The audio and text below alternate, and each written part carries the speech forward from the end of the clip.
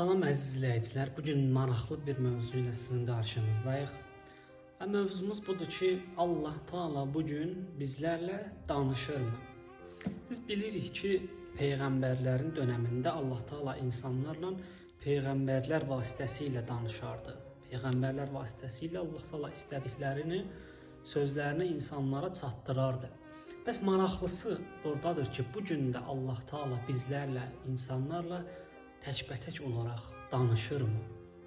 Buna qısaca belə bir cavab verə bilərik ki, bəli, danışır.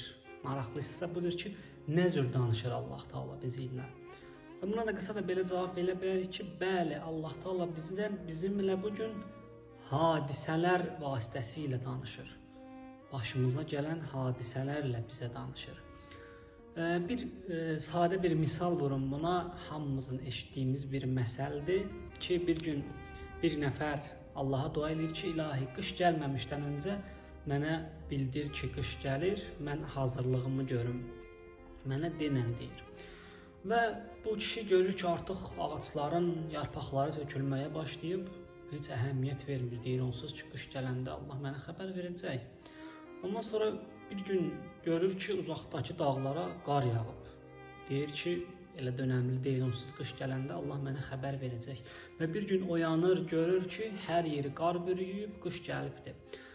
Əlbəttə, bu bir misaldır, oxşatmadır. Və burada Allaha deyir ki, bəs demişdin ki, bəs mənə deyəcəkdin qışın gələcəyini.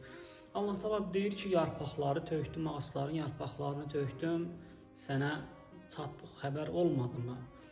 Uzaqdakı dağlara qar yağdıraraq bildirmək istədim ki, qış gəlir, hazırlıqlı ol, sən yenə də əhəmiyyət vermədin. Yəni, bu nədir?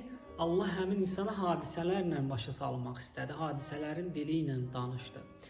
Bəli, bugün də Allah Taala bizimlə hadisələrin dili ilə, hadisələrlə bizə danışır, bəzi mesajlarını, demək istədiklərini hadisələrlə bizə çatdırır.